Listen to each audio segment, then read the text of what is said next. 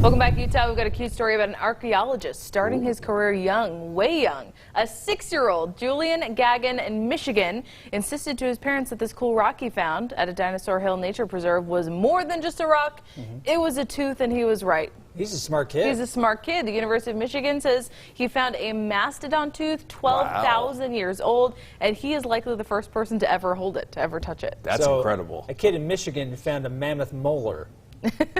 Sure, yeah. That's a big tooth. It's a really big tooth. Apparently, he took it home and brushed it, got it a little shined up. The whole thing. Yeah, A natural. A natural, and apparently he is donating it to the University of Michigan. Okay, it's worth some money, I can only imagine. I'm sure.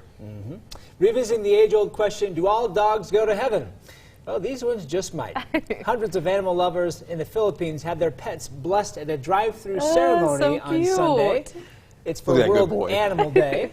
And you have some beautiful animals right there getting blessed there in the Philippines. Yes. Why not? Dogs are part of the family, man. Oh, you betcha. Now, they're doing it drive-through style because of COVID-19, as you can imagine, but the pets get blessed. Isn't that amazing? So cute. Some good-looking dogs right there. Some good-looking dogs. Pets bless us, so it's only fitting that we bless them. Oh, well said. Yes, well said there, Thomas. Exactly.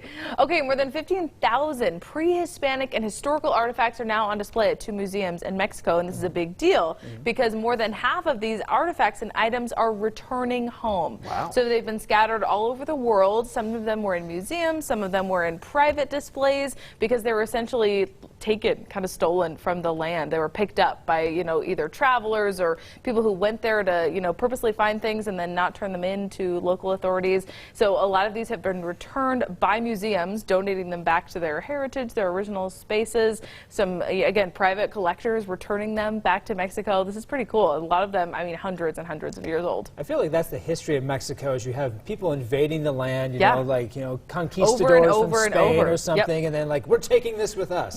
We're going to take this pretty thing. I want it in my house. Glad they got it back. For sure. It's birthday time. We have a celebrity birthday today. Ooh. Say as if to Alicia Silverstone. She turns 44 today. Nice. She's rolling with the homies there in her iconic movie, Clueless. Still relevant today. All those outfits, the fashion icon. This is one of those movies that lives on. Yes, it has. I don't know if I'm whelmed by this or if you can be underwhelmed. Whelmed. Yeah. Just whelmed. What was it? It was just whelmed, is what it was. But so Alicia Silverstone turns 44 today. But if it's your birthday too, let us know. We want to be whelmed about you and your birthday. We'll be overwhelmed with We'll be your overwhelmed photos. by you. Yes, of course. Email us those photos to news@abc4.com and put in the subject line, baby birthday. Yes, we'd love to see them. Okay, I was in St. George this weekend for the marathon. It was beautiful outside. The weather's phenomenal right now. It really is. It's great to go sightseeing, and I think that you did that this weekend as well, Sure did. Bri. So we always like to do it this time of morning. We got plenty of weather photos. This was sent in from Woodland Hills from Peggy Sorensen. So pretty. And that is awesome. I love how you have a mixture of the purples, oranges, yellows. That's just really pretty. Scott Taylor captured this in Snow Basin. No kidding. That doesn't look real. It doesn't. The purple's in there. Yeah. That just looks Oh, incredible. And then on top of that, hey, that's me. Brian Carlson. We took that our very photo. own, right here.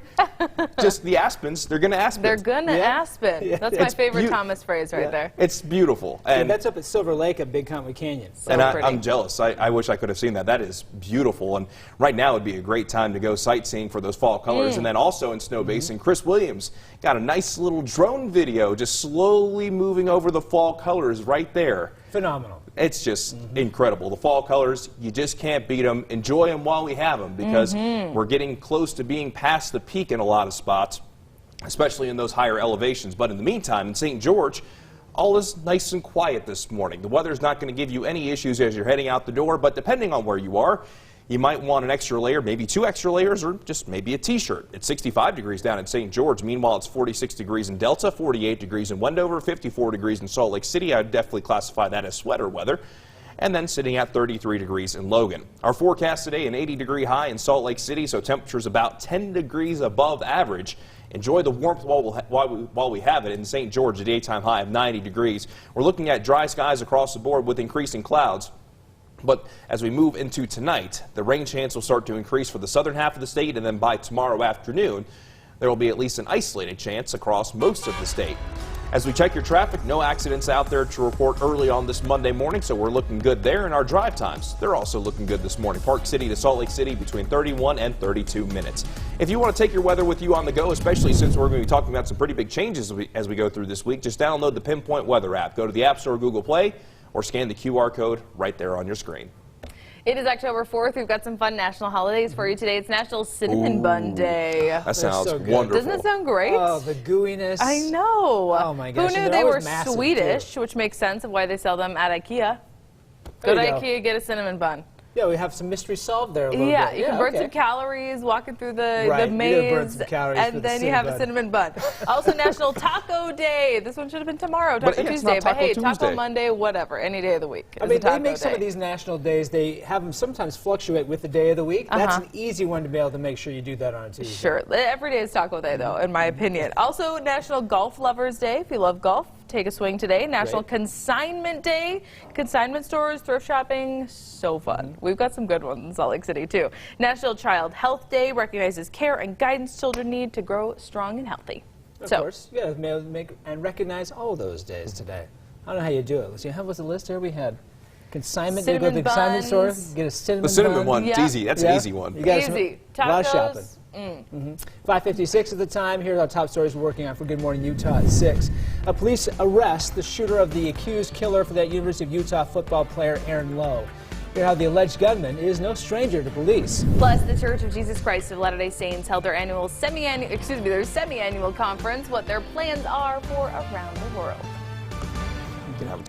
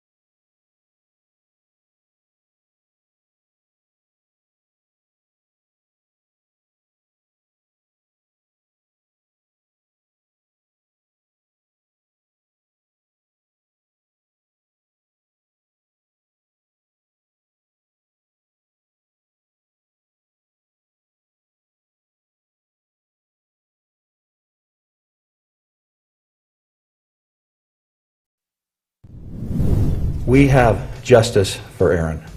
Now on GMU at 6, the man accused of shooting a University of Utah football player has now been arrested, the latest in the tragic death of Aaron Lowe. And messages to the faithful. The Church of Jesus Christ of Latter-day Saints holds its semi-annual general conference. Hear their instruction to church members and the new temples now announced. Then Utah women marched to the state capitol, the message they delivered to lawmakers. And it's a calm and comfortable start to this Monday morning, but as the day goes on, we'll start to see clouds increase, and then tomorrow brings the chance for some wet weather. We'll be talking about it on Good Morning Utah. That starts right now. Live, we're there for you. Good Morning Utah at 6 starts now. Good morning, Utah. I'm Brian Carlson. And I'm Sarah Martin. It's 6 a.m. this Monday morning.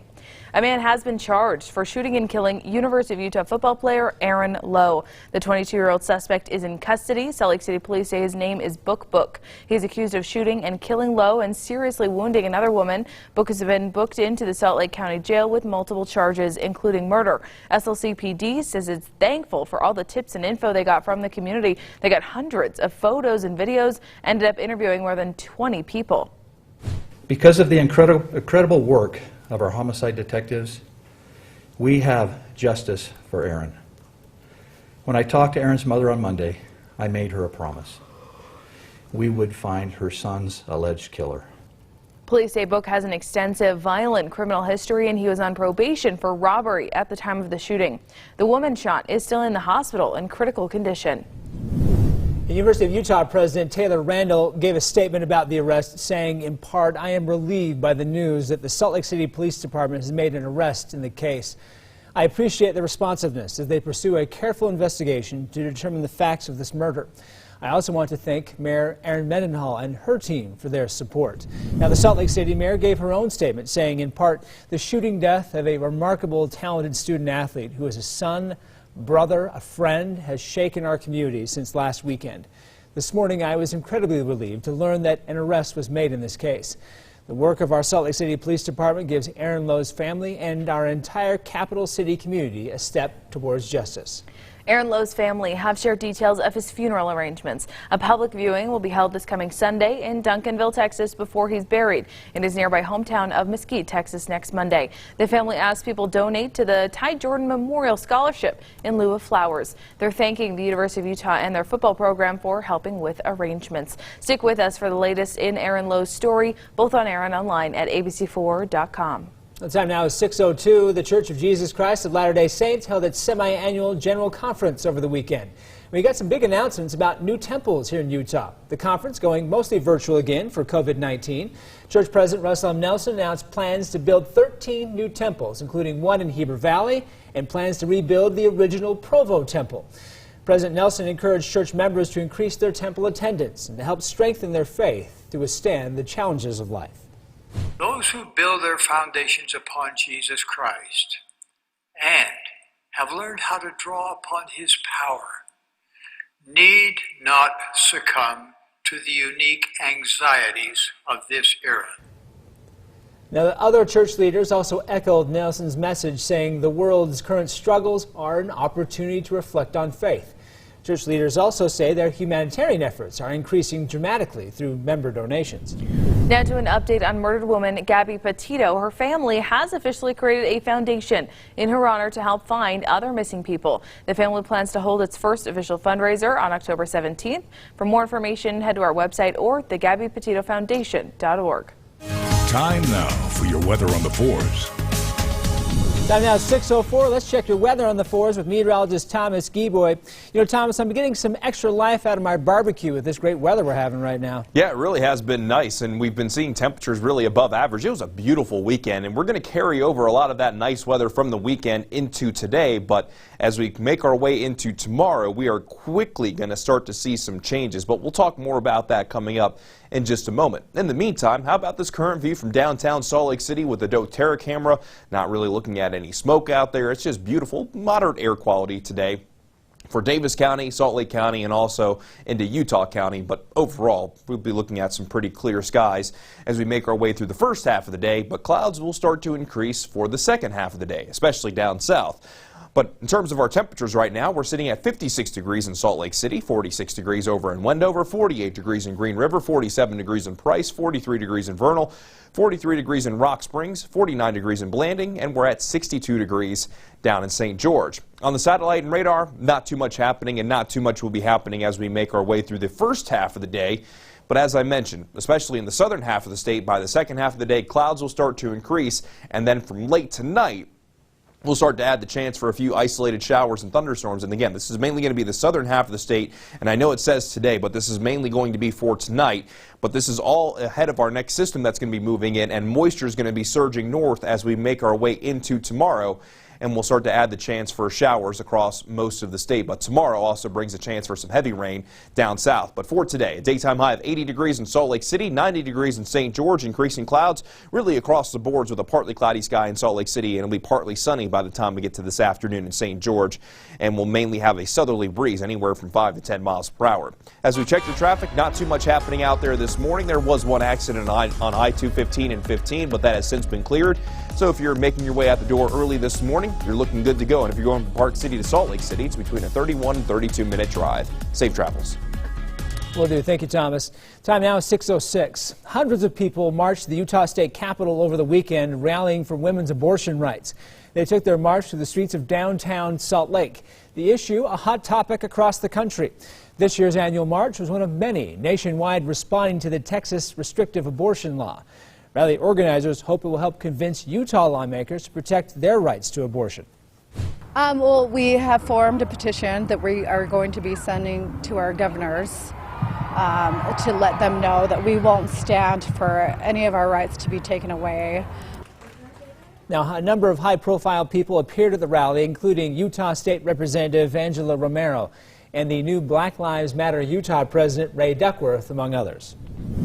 New this morning, firefighters responded to a field fire in West Valley City. It sparked near 29th South, 13th East. Crews say an arc at a power substation lit that fire. Crews on scene say they just about had it out when it reached some fallen trees. Surrounding agencies are assisting. As of right now, no homes or structures are being threatened.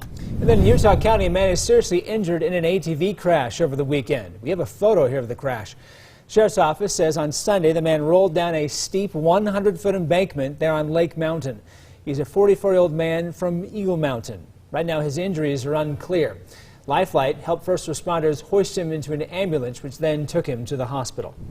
On the COVID front this morning, some good news. A notable decline in coronavirus-related hospitalizations for the first time in 3 months. This is vaccine mandates are set to go into effect around the country today. ABC's Dan Lieberman has the latest. With the U.S. death toll from COVID now more than 700,000, vaccine mandates going into effect today that will cost some people their jobs if they don't have at least one shot. I felt shocked, surprised, heartbroken. My students messaged me Friday. I am not allowed to talk to them, even though I gave them a heads up that this is it. In New York City, the nation's largest school district, more than 93% of teachers have had at least one shot, well above the national average. I cannot imagine giving up my 24-year career because I didn't get a vaccine. The more people get vaccinated, hopefully the more lives we could save. And so I was all for the vaccine mandate. In Connecticut, the National Guard is standing by to fill any critical shortages as a mandate for state employees takes effect tonight. There will be some people who say no, and I'm sorry, but that means you're not safe. You're not safe to the people around you. And in California, the governor taking a first-in-the-nation step, mandating the shot for all public school students. Dr. Anthony Fauci reminding people vaccine mandates are nothing new. We have made it a requirement for children to get into schools to get different types of vaccines. So when people treat this as something novel and terrible, it isn't. While COVID-related hospitalizations are down, Dr. Fauci also warning people not to let their guard down, even when it comes to making those holiday plans with family. It's just too soon to tell. We've just got to concentrating on continuing to get those numbers down and not try to jump ahead by weeks or months and say what we're going to do. Dan Lieberman, ABC News, New York. People suffering long-term effects of COVID-19 are asking federal lawmakers to fund a major investigation into the virus. Those considered COVID-19 long haulers want Congress to create a 9/11-style commission to investigate how the pandemic led to hundreds of thousands of deaths and potentially millions of long COVID cases. Southern Utah University will not be mandating the COVID-19 vaccine on campus. University administration say they discussed a potential mandate with campus leadership and have decided against it. Despite that decision, the university is still encouraging staff and students to get vaccinated, wear masks, and practice social distancing. And then disagreements over COVID-19 could mean no gifts from some family and friends these holidays. According to a survey by Coinstar, 1 in 8 Americans plan on skipping holiday shopping for those who don't share the same opinions on COVID as they do. 6:10 right now, coming up on Good Morning Utah. A man died just before crossing the finish line at the St. George Marathon. What we know about him. And a missing hiker in Zion National Park has been found. What he did that made it possible for searchers to find him. Don't forget, staying informed has never been easier. We've got an app with all of your local news headlines. Download for free from your app store or scan that QR code on your screen. We're back after this.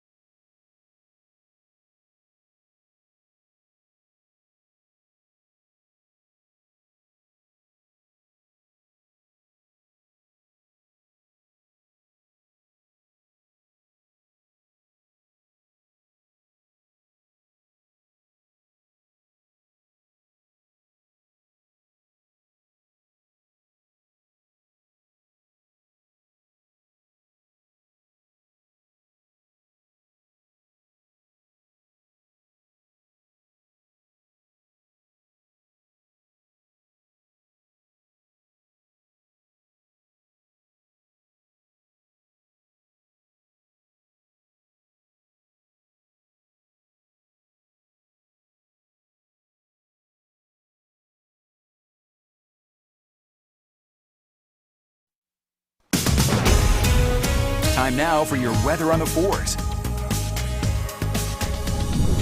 Well, let's check your weather here with meteorologist Thomas Skiboy. We're going to keep that nice weather streak going for the weekend? Well, we're going to keep it at least for today, but by tomorrow we're going to see some changes, and we're really going to start to see those changes in the southern half of the state for today, as we'll be looking at warm temperatures, but moisture is going to start to work its way in, and by the second half of the day into tonight, we'll start to add a slight rain chance to the southern half of the state, but by tomorrow, everybody will at least have a chance for seeing some wet weather, with the best chance in the northern half of the state really coming tomorrow night into Wednesday. And on top of that, we'll also be going on a cooling trend. So if you like the warm weather, make sure that you get outside and enjoy today, because we'll be looking at temperatures about 10 degrees above average in Salt Lake City. In the meantime, here's the view from ABC4 News Studios, where everything is nice and quiet this morning. Got a little bit of a breeze out there, but the weather not going to give you too many concerns. And if you look in the right-hand portion of your screen, looks like you got the crescent moon very pretty view for this early Monday morning. For today, we're going to go with the daytime high of 80 degrees in Salt Lake City. So again, about 10 degrees above average, 80 degrees in Provo under a partly cloudy sky, 75 degrees in Vernal. And in the southern half of the state, you're going to notice a little bit more cloud coverage a little bit quicker because of that moisture working its way in. A daytime high of 83 degrees in Moab, 77 degrees in Cedar City, and 90 degrees down in St. George. And as we move into tomorrow, we're going to see an upper level low pressure working its way in from the Pacific and southwestern California. And it's going to be in the southeastern half of the state by tomorrow. And where you see that darker shade of green is going to be a better chance for wet weather tomorrow. But it's also going to come with the potential for some times of heavy rain as well. Meanwhile, by the second half of the day, we'll start to add a slight rain chance to the northern half of the state. Let's walk you through it here on your Watching Your Weather for you. And as we make our way through today, we'll see cloud coverage increase. But during the daytime hours, we're looking at predominantly dry skies. Tomorrow, that's when we start to see the chance for wet weather increase, especially in the southern half of the state where there could be some times of showers and thunderstorms at times of heavy rain, and that could lead to some flash flooding, so we'll be watching out for that. Meanwhile, by tomorrow afternoon, an isolated chance can't be ruled out even along the Wasatch Front, but the best chance in the northern half of the state looks like it's going to come between tomorrow night into Wednesday morning, with isolated showers remaining possible into Wednesday, but we'll also be talking about some cooler temperatures. But with tomorrow in the southern half of the state, you can see this area kind of highlighted in green stretching from St. George up to Beaver and Moab. This is a excessive rainfall forecast and a marginal risk that we could see some excessive rainfall resulting in some flash flooding. So if you're going to some of our national parks tomorrow, that's something you're going to want to take into consideration, as flash flooding will be possible. But for today, we're going to be looking at partly cloudy to mostly cloudy skies across most of the parks, with a daytime high of 65 degrees in Bryce, 88 degrees in Zion, and we'll be looking at temperatures on the cooler side tomorrow, adding that rain chance. But for St. George, a daytime high of 90 degrees for today, adding the chance for wet weather for tomorrow, with the daytime high dialing back to 79 degrees, keeping at least a small chance of rain in the forecast through Thursday, before temperatures more so settle into the middle 70s into this upcoming weekend. Along the Wasatch Front, a daytime high of 80 degrees in Salt Lake City, most of the Wasatch Front getting into the upper 70s. And then we'll be looking at upper 70s again tomorrow, adding a slight rain chance by tomorrow afternoon, a chance for showers on your Wednesday, and then those daytime highs dialing back into the 60s by Friday and lower to middle 60s for your Saturday and Sunday. And we'll also be keeping at least a small rain chance in the forecast even into this weekend. As we check your traffic, there are a couple of accidents out there that just popped up, so we'll get you that information coming up in just a little bit. But traffic still is looking good on our major thoroughfares. And if you're going from Salt Lake City to Ogden, it's a 30-minute drive in both directions. If you want to take your weather with you on the go, especially as we're starting this new week, make sure you download the Pinpoint Weather app. Go to the App Store or Google Play. It's free, or scan the QR code right there on your screen. Thanks, Thomas. Let's go to Salt Lake County now. 2 men were shot in Taylorsville, and police need your help to find the gunman. This happened Sunday morning just off of 54th and Bangerter Highway. Police said the 2 men were sitting in their car when another man approached them. When they got out, the man shot at them. One victim is in critical condition, is expected to survive. The other man was treated and released from the hospital. So far, police have not identified the shooter. And then in southern Utah, an Idaho man died running the St. George Marathon on Saturday. According to the St. George News, Hayden Holman of Sugar City, Idaho, collapsed during the run near Main Street and First South there in St. George. The 22-year-old man was one of 7,000 runners participating in the race. The city of St. George released a statement about his passing, saying, in part, "On behalf of the city of St. George and our marathon staff, we send our most heartfelt condolences to this loved ones who are grieving at his loss." An autopsy is scheduled to determine his cause of death.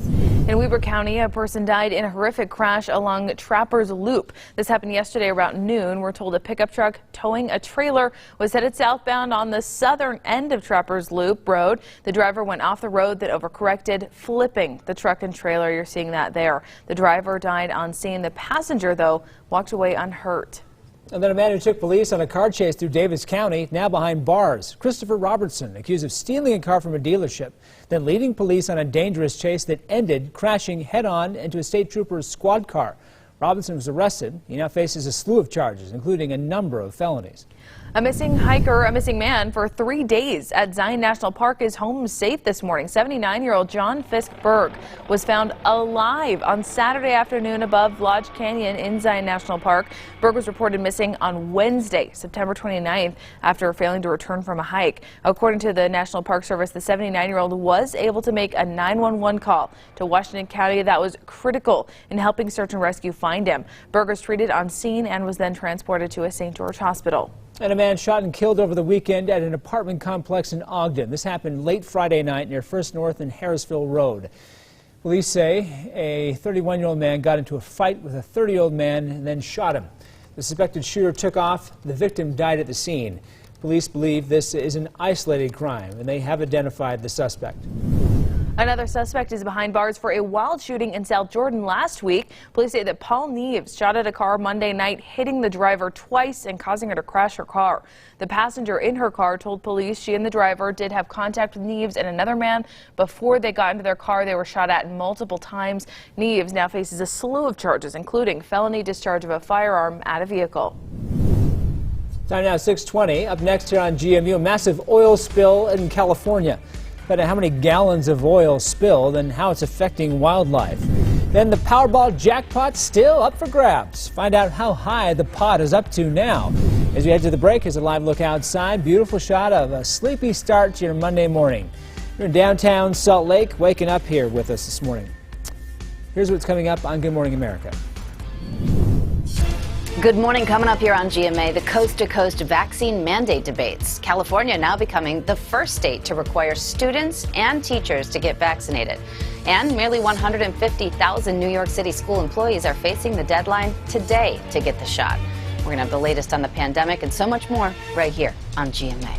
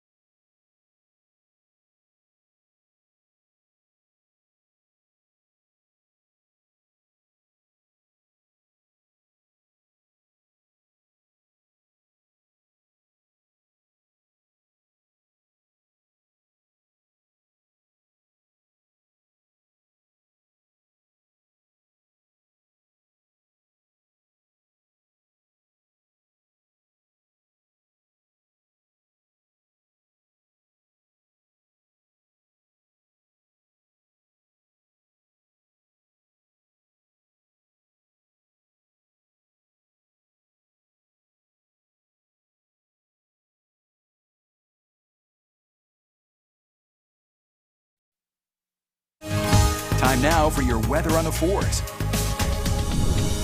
Hey, good morning, Utah. The time is currently 6:23. We're coming up on 6:24. Here's the current view right now in St. George, where all is nice and quiet, and that's how we like it. As you're heading out the door this morning, you're not going to find any issues weather-wise. And look, as you go right over the Red Rock there, listen, you got the crescent moon out there. That's just a very, very pretty view for this early Monday morning. On the satellite and radar, not too much happening across the Beehive State, and we're really not going to find too much happening as we go through the first half of the day. But by the second half of the day, clouds will really begin to increase in the southern half of the state. Meanwhile, clouds will also increase in the north. But moisture is going to start working its way in thanks to a southerly flow. And just southwest of Los Angeles is an upper level low pressure. That's going to be moving off to the northeast, and by tomorrow is going to be working its way into the southeastern part of the Beehive State, and that's going to help increase the chance for showers and thunderstorms, especially in the southern half of the state by tomorrow, and could also bring some times of pretty heavy rain. Meanwhile, isolated showers will be possible in the northern half of the state by the second half of tomorrow. But for today, we're going to be looking at mostly dry skies, and we're also going to be looking at some pretty comfortable, albeit warm temperatures. In the meantime, though, it's comfortable right now in Salt Lake City with a temperature of 56 degrees in Salt Lake City, 34 degrees in Logan, 45 degrees in Evanston, 46 degrees in Hanksville, and we're sitting at 62 degrees right now in St. George. We'll go to the daytime high of 80 degrees in Salt Lake City, which is about 10 degrees above average. Meanwhile, in St. George, daytime high of 90 degrees, increasing clouds with a southwesterly breeze between 5 and 10 miles per hour. So temperatures really across the board will be above average for today, especially along the Wasatch Front. As we check your traffic, there are a couple of accidents out there. One of those is at Utah 79 31st Street. We got westbound. We got 2 lanes blocked at the I-15 interchange. So if you're going to be heading up towards Ogden, you might want to give yourself just a little extra time. We also have an accident on I-15 northbound, 2 lanes blocked at 1520 South. If you're going just north of Lehigh. But traffic overall still is flowing along rather nicely, and if you're going from Provo to Salt Lake City, your drive time still right on time at 36 minutes in both directions. Safe travels. All right, thank you much, Thomas. In national news, parents of children killed at the Sandy Hook Elementary shooting back in 2012 have now won a defamation lawsuit against InfoWars' Alex Jones. According to The Hill, Jones was found legally responsible in 2 lawsuits for damages coming from his claims the Sandy Hook shooting was a hoax carried out by crisis actors and planned by opponents of the Second Amendment. A number of victims then sued Jones for defamation in both Texas and Connecticut. A massive oil spill in Southern California causing serious problems along popular beaches. At least 126,000 gallons of oil spilled from a broken pipeline off the coast of Orange County. Crews now scrambling to contain that crude oil before it spreads further to protected wetlands and other beaches along the coast. Hundreds of dead animals have already washed up onto the shore. Right now, the coastline closed from Huntington Beach to the Santa Ana River, about 4 miles away. Former NASCAR driver John Wes Townley was shot and killed in Georgia on Saturday. Police have made contact with the shooter. They say they believe this was a domestic violence incident. No charges have been filed at this point. A 30-year-old woman was also injured, but police have not released details about her injuries or how she is connected to Townley. And one of the biggest Powerball jackpots in months keeps getting bigger. No winner drawn Saturday, so the Powerball jackpot now up to $670 million. A new draw is scheduled for today, but so far 40 consecutive tickets have been drawn without any matching numbers. There hasn't been a jackpot this big since $731 million was won back on January 20th. This year's pumpkin picking might cost you more than you're used to. Drought has hit about half the country, so pumpkin farmers are seeing less pumpkins than usual. States like California are bringing in pumpkins from places like Oregon, pushing up those prices. Oregon's actually usually too wet to grow pumpkins, but this year, because of their drought, they've thrived. The weather has been a bit drier. Experts say the same problem will impact Christmas tree prices and availability later this year. 6:27 is the time. Still ahead here on GMU. Police arrest a suspected killer of a University of Utah football player. Find out how the alleged shooter is no stranger to police.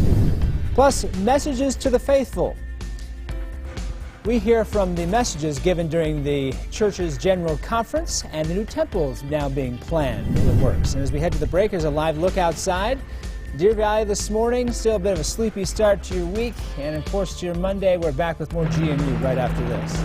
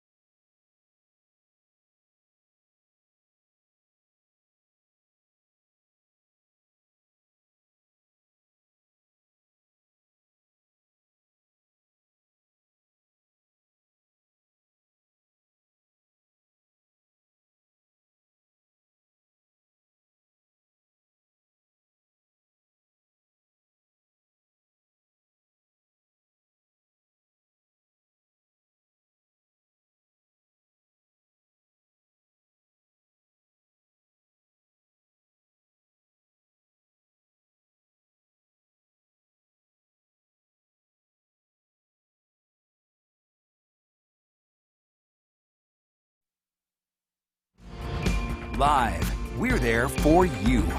Good Morning Utah at 6:30 starts now. Good morning, Utah. I'm Sarah Martin. And I'm Brian Carlson. The time now is 6:29 on this Monday. A man has been charged for shooting and killing University of Utah football player Aaron Lowe. The 22-year-old is in custody. The suspect, Salt Lake City police say his name is Book. He's accused of shooting and killing Lowe and seriously wounding another woman. Book has been booked into the Salt Lake County Jail with multiple charges, including murder. Salt Lake City PD says it is thankful for all the tips and info they got from the community. They got hundreds of photos and videos and ended up interviewing more than 20 people. Because of the incredible work of our homicide detectives, we have justice for Aaron. When I talked to Aaron's mother on Monday, I made her a promise. We would find her son's alleged killer. Police say suspect Book has an extensive violent criminal history and was on probation for robbery at the time of the shooting. The woman shot is still in the hospital in critical condition. And University of Utah President Taylor Randall gave a statement about the arrest, saying in part, "I am relieved by the news that the Salt Lake City Police Department has made arrests in the case. I appreciate their responsiveness as they pursue a careful investigation to determine the facts of this murder. I also want to thank Mayor Erin Mendenhall and her team for their support." Now, the Salt Lake City mayor gave her own statement, saying in part, "The shooting death of a remarkable, talented student athlete who is a son, brother, a friend, has shaken our community since last weekend. This morning, I was incredibly relieved to learn that an arrest was made in this case. The work of our Salt Lake City Police Department gives Aaron Lowe's family and our entire capital city community a step towards justice." Aaron Lowe's family have shared details of his funeral arrangements. A public viewing will be held this coming Sunday in Duncanville, Texas, before he's buried in his nearby hometown of Mesquite next Monday. The family asked people donate to the Ty Jordan Memorial Scholarship in lieu of flowers. They're thanking the University of Utah and its football program for helping with those arrangements. Stick with us for the latest in Aaron Lowe's story, both on air and online at abc4.com. The time now is 6:32. The Church of Jesus Christ of Latter-day Saints held its semi-annual general conference over the weekend. And we got some big announcements about new temples in Utah. The conference going mostly virtual again for COVID-19. Church President Russell M. Nelson announced plans to build 13 new temples, including one in Heber Valley, and plans to rebuild the original Provo Temple. President Nelson encouraged church members to increase their temple attendance to help strengthen their faith and withstand the challenges of life. Those who build their foundations upon Jesus Christ and have learned how to draw upon his power need not succumb to the unique anxieties of this era. Now, other church leaders echoed Nelson's message, saying the world's current struggles are an opportunity to reflect on faith. Church leaders also say their humanitarian efforts are increasing dramatically through member donations. Now to an update on murdered woman Gabby Petito. Her family has officially created a foundation in her honor to help find other missing people. The family plans to hold its first official fundraiser on October 17th. For more information, head to our website or GabbyPetitoFoundation.org.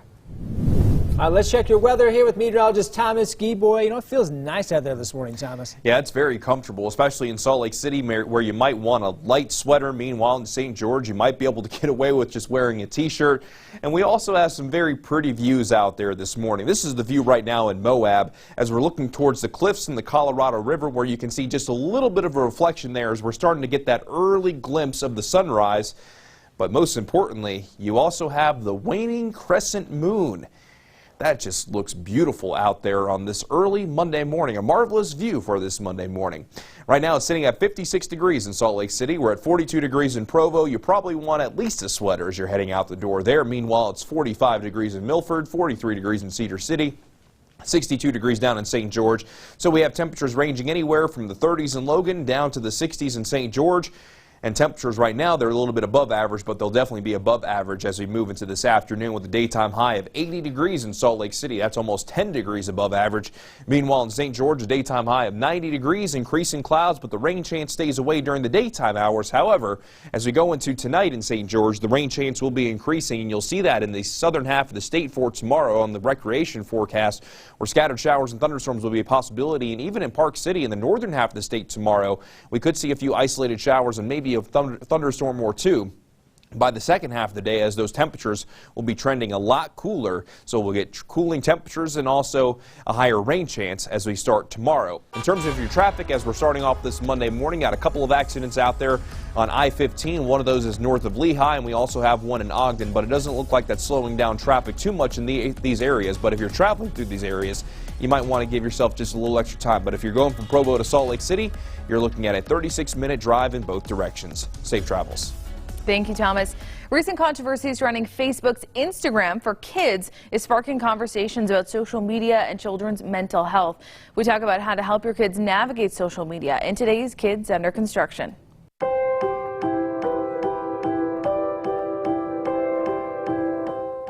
Welcome back, everybody. It is time for our Monday and Friday conversation all about parenting. It can be challenging, it can be frustrating, but we've got help for you. That's why ABC4 News at 4 has teamed up with Donna Tatro for Kids Under Construction. She's joining us from LA via Zoom. And Donna, this conversation today about social media, I think, is so important for everyone who has a child in their home. Amid criticism, Facebook is delaying their Instagram Kids, which would be an app for users under the age of 13. So let's talk about what we know about this kids version of Instagram and why it's been put on a big old hold for now.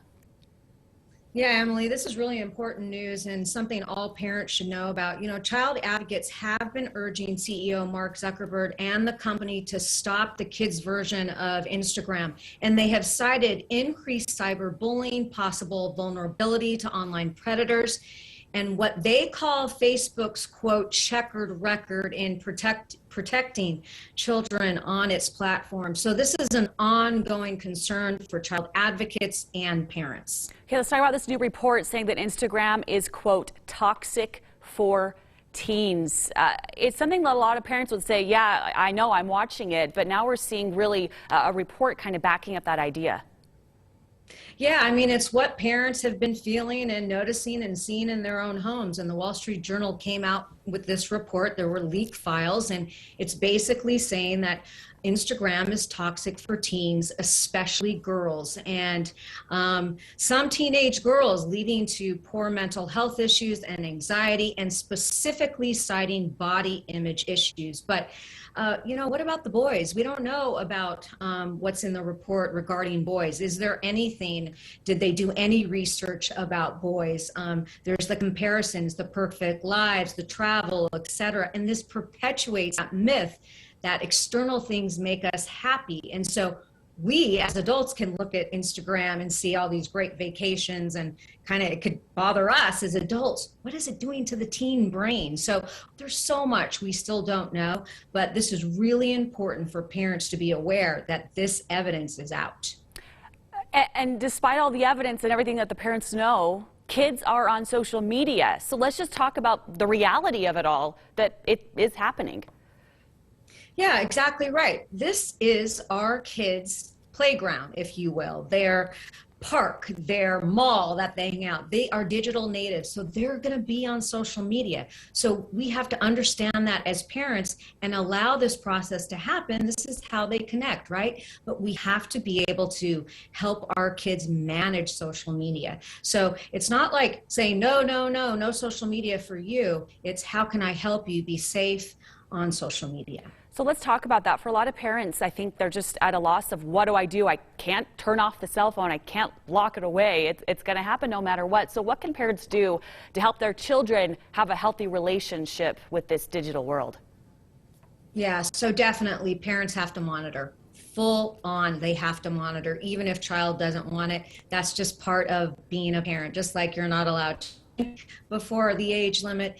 We have to monitor you on social media. But also with that, on the other side of that is trusting our teen, knowing that they just want to go there to connect and see friends, and who knows what's going to happen. It's not that we don't trust them, it's we don't trust what's going on social media. And also keeping those lines of communication open and finding out why they're on social media. Who are they following? How do they feel when they're on the app?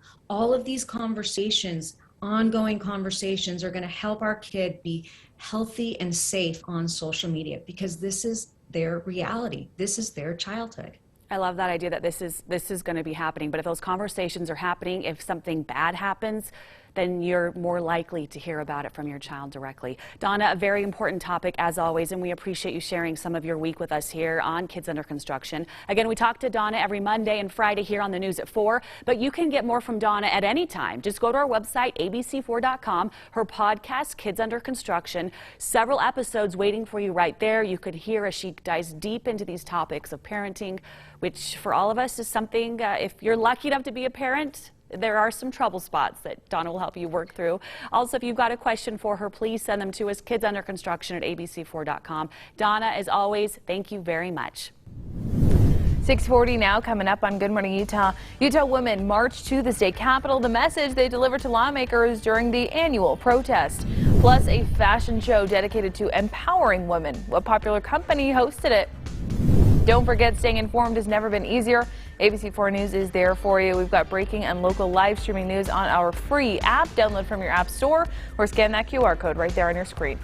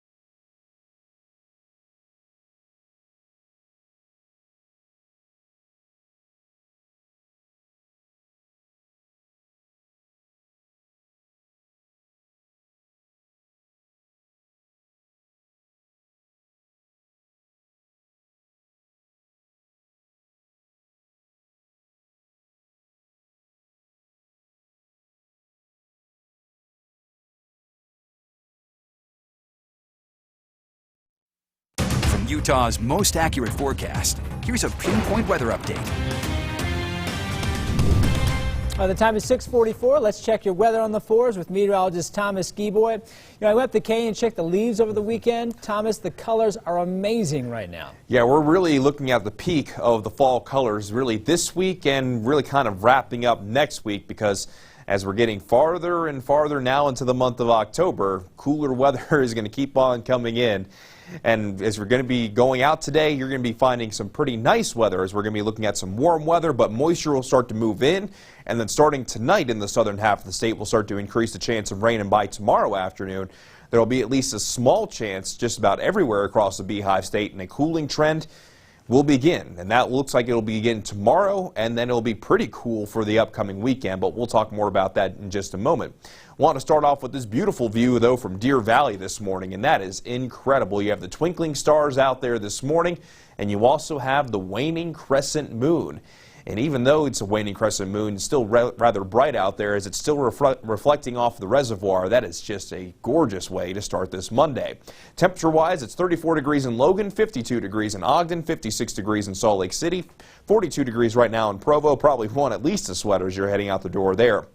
And we're at 62 degrees right now in St. George. As we venture towards this afternoon, we're going to find a daytime high of 80 degrees in Salt Lake City, 80 degrees in Provo under a mostly sunny to partly cloudy sky. Clouds will start to increase for the second half of the day. We'll find more cloud coverage in the southern half of the state as those winds are going to be out of the south. And we'll find a daytime high of 90 degrees in St. George and 77 degrees in Cedar City. And as I mentioned, those winds are mainly out of the south, but as we make our way into the second half of the day, that's when that cloud coverage will start to increase. There's an upper-level low pressure sitting to the southwest of Los Angeles, and this is going to be working its way to the northeast, and that's what's going to be helping increase our chance for wet weather starting late tonight into tomorrow. So we'll begin watching your weather for you, looking at dry skies across the state today with those clouds increasing, and then into tonight. We'll see scattered showers and thunderstorms in the southern half of the state where we could find some times of heavy rain, and by tomorrow afternoon isolated showers will be a possibility along the Wasatch Front. The best chance for wet weather along the Wasatch Front looks like it's going to be Tuesday night into Wednesday morning. Meanwhile, maybe an isolated chance down in the southern half of the state, but really no matter where you are, those temperatures will be ranging cooler as we make our way into Wednesday. But with tomorrow in the southern half of the state, there's also the potential for some heavy rainfall, and we also can't rule out the potential for some flash flooding. So in the southern half of the state, we'll be watching that very closely. If you have any plans to go to the national parks, it's something you're going to want to keep in mind. For St. George, a daytime high of 90 degrees under a partly sunny to mostly cloudy sky. And then we'll be looking at the chance for rain showers for your Tuesday with a daytime high of 79 degrees. We'll keep at least a small chance of rain in the forecast through Friday as those temperatures hover in the upper 70s and lower 80s. Then it's middle 70s for your Saturday and Sunday with mostly dry skies. Along the Wasatch Front, a daytime high of 80 degrees in Salt Lake City today, 79 tomorrow, but it will come with those changes with a small chance for wet weather for the second half of the day. Then a chance for showers for your Wednesday, Thursday, and Friday with daytime highs in the upper 60s, lower 70s. Then it's lower to middle 60s for your Saturday and Sunday. Could turn rather chilly for this upcoming weekend. As we check your traffic, there are a couple of accidents out there on I-15, but it doesn't look like that's causing any slowdowns for the time being, so our drive times are still on time. Salt Lake City to Ogden, it's a 31-minute drive in both directions. If you want more weather and traffic, all you have to do is tune into the Utah CW30 at 7 a.m. We'll have all those details coming up then as well. Thomas, thank you. Time now for news around the world. In Afghanistan, at least 2 civilians were killed, 4 others wounded in an explosion outside of a large mosque in Kabul. So far, nobody has claimed responsibility for the attack, but local Taliban authorities say they will arrest whoever's responsible. The country has now seen multiple bomb attacks staged by a militant offshoot of the Islamic State since the Taliban took over in mid-August. In Italy, a small plane holding 6 passengers and a crew of 2 crashed into an office building Sunday. All 8 people on board died. A thick column of smoke rose from that crash site, visible for miles. Fire officials say they couldn't immediately confirm the nationalities of the people on that plane. The building they crashed into was vacant. In France, beauty brand L'Oréal Paris celebrated the 50th anniversary of their iconic slogan, "Because you're worth it." On Sunday, the French beauty house celebrated with a runway show right in front of the Eiffel Tower in Paris. That show dedicated to women's empowerment and supporting L'Oréal's training program, Stand Up Against Street Harassment, working so that women can walk down the street and other public places without fear. That's your news around the world. And in your business news, house prices are draining people's bank accounts. More airlines now requiring workers get the COVID-19 vaccine. Here's your Good Morning Utah business report. With 3 months left in the year, investigators are looking for clues about where stock markets may go after a tough September. The S&P posted its biggest monthly drop since March of 2020. And more potential home buyers are having trouble affording mortgage payments. Historically low interest rates are being canceled out by fast rising home prices. The Federal Reserve Bank of Atlanta now says the median American household will need to spend over 32% of its income on a typical home. That's the most since November of 2008. Plus, with computer chips still in short supply around the world, the makers of medical devices say they should be at the front of the line. The Wall Street Journal says makers of MRI machines and blood sugar monitors have at times been successful in using the argument that their devices save lives to convince chip makers to fill their orders first. And finally, more airlines are now telling employees they have to be vaccinated against the coronavirus. American, JetBlue, and Alaska Airlines all saying workers will have to get the shot by early December. And that's your Good Morning Utah Business Report. Meanwhile, hundreds of people marched the Utah State Capitol over the weekend, rallying for women's abortion rights. They took their march through the streets of downtown Salt Lake. The issue, a hot topic across the country. This year's annual march, one of many nationwide, responding to the Texas new restrictive abortion law. Rally organizers hope this will help convince Utah lawmakers to protect their right to abortion. Well, we have formed a petition that we are going to be sending to our governors to let them know that we won't stand for any of our rights to be taken away. Now, a number of high-profile people appeared at the rally, including Utah State Representative Angela Romero and the new Black Lives Matter Utah President Ray Duckworth, among others. New this morning, more firefighters responded to a field fire overnight in West Valley City. It sparked near 29th South, 13th East. Crews say an arc at a power substation lit the fire. Crews on scene say they just about had it out when it reached some fallen trees. Surrounding agencies are assisting. As of right now, no homes or structures are being threatened. And then in Utah County, a man is seriously injured in an ATV crash over the weekend. We have a photo here. The sheriff's office says on Sunday the man rolled down a steep 100-foot embankment there on Lake Mountain. He's a 44-year-old man from Eagle Mountain. Right now his injuries are unclear. Lifeline helped first responders hoist him into an ambulance, which then took him to the hospital. On the COVID front this morning, some good news. A notable decline in coronavirus-related hospitalizations for the first time in 3 months. This as vaccine mandates are going into effect around the country. ABC's Dan Lieberman has the latest. With the U.S. death toll from COVID now more than 700,000, vaccine mandates going into effect today that will cost some people their jobs if they don't have at least one shot. I felt shocked, surprised, heartbroken. My students messaged me Friday. I am not allowed to talk to them, even though I gave them a heads up that this is it. In New York City, the nation's largest school district, more than 93% of teachers have had at least one shot, well above the national average. I cannot imagine giving up my 24-year career because I didn't get a vaccine. The more people get vaccinated, hopefully the more lives we could save. And so I was all for the vaccine mandate.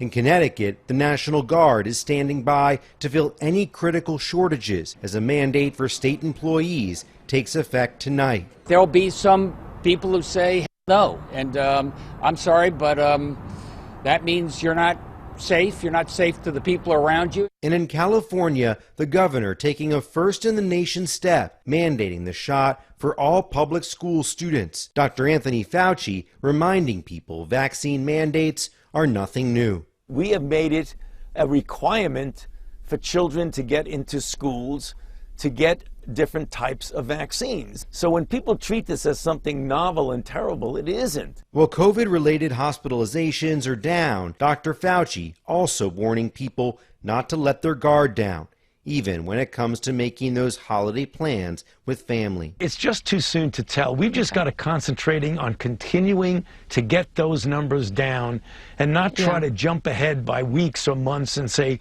what we're going to do. Dan Lieberman, ABC News, New York. People suffering long-term effects of COVID-19 now asking federal lawmakers to fund a major investigation into the virus. Those considered COVID-19 long haulers want Congress to create a 9/11-style commission to investigate how the pandemic led to hundreds of thousands of deaths and potentially millions of long COVID cases. Southern Utah University will not be mandating the COVID-19 vaccine on campus. University administration say they discussed a potential mandate with campus leadership, have decided against it. Despite that decision, the university is still encouraging staff and students to get vaccinated, wear masks, and practice social distancing. How's the weather down there in southern Utah? Well, southern Utah not going to be too bad today. We'll see clouds increasing throughout the day. Going to be another warm one, but if you go to the northern half of the state or maybe in the higher elevations, it's fall colors. And you got some fall colors this weekend. Gorgeous. Yeah, that's my shot right there up at Silver Lake. That is. Canyon. And just look at the aspens. They're beautiful. and just the fall colors just everywhere. They're beautiful, but I'm jealous. I mean, that's not even a good shot. I mean, that's just, you can't tell the story well enough in photos. Yeah, it's so pretty. As far as I'm concerned, that's a great shot, and so is this from Peggy Sorensen. This comes in from Woodland Hills, but not only do we have fall colors out there, but this weekend we had some beautiful sunrises and sunsets, so we'll show you a few of those. This was sent in by Michael in West Haven. That is beautiful with the sunset just really getting ready to dip below the mountain there. And then Karsten Angerhofer sent this one from Indian Canyon over in Duchesne County. Great. That's beautiful. And then how about this for a sunset in Park City? Jared Foley sent this one in. That feels like those colors are fake, doesn't it? I mean, It does, but they're just that beautiful. I know. And speaking of looking like fake Holy views, cow. how about that from Snow Basin Looks sent like in by Scott candy. Taylor? Exactly. It does. I mean, Instead it's like of fall, cotton that candy. just looks like Easter. That's beautiful. So and then pretty. we also got this from Snow Basin as well from Chris Williams. So just some beautiful views out there in just Utah, looking absolutely wonderful. Today shouldn't be any exception in St. George. We have the crescent moon shining right now as we await sunrise. You're going to see a daytime high of 90 degrees in St. George and the daytime high of 80 degrees in Salt Lake City. Mostly dry skies, but by tomorrow, that's when we see some changes. As we check your traffic, got a couple of accidents out there, but those drive times are looking good across the board. So even though we got a couple of accidents, we still are looking at traffic flowing along nicely in those areas and right on time from Park City to Salt Lake City. If you want to take your weather with you on the go, just download the Pinpoint Weather app. You can go to the App Store or Google Play. It's free, and it's also easy as well. Will do. It's birthday time. We have a celebrity birthday today. Say as if to Alicia Silverstone. She turns 44 today. Of course, many people know her for that movie. Yes. Clueless. Can't beat it. Still a cultural icon. I don't know how I feel about this movie. That plaid jacket right there. That's the thing. Like, it's just lasted. Like, I don't know if I'm underwhelmed or overwhelmed, but I'm just whelmed with this movie. Whelmed. One of those classic lines there. Rolling with the homies. They're rolling with Alicia Silverstone, 44 years old. Happy birthday to her. Of course, if it's your birthday, email us your photos. We want to talk about your birthday right here on GMU. Email is news@abc4.com. Put in the subject line, baby birthday. All right, we're ending with a cute one here. An aspiring archaeologist starting his career way young, 6-year-old Julian Gagnon and his parents in Michigan. They found a cool rock at a Dinosaur Hill Nature Preserve. He was like, no, this is more than a cool rock. He found a mastodon tooth, 12,000 years old, and the scholars at the University of Michigan agree got to be a tooth. He's probably the first person to touch it in 12,000 years. I love that that kid that young knew what he was doing. Oh yeah, Indiana Jones. Cleaned it up a little bit, looking good. Thanks for making us part of your morning.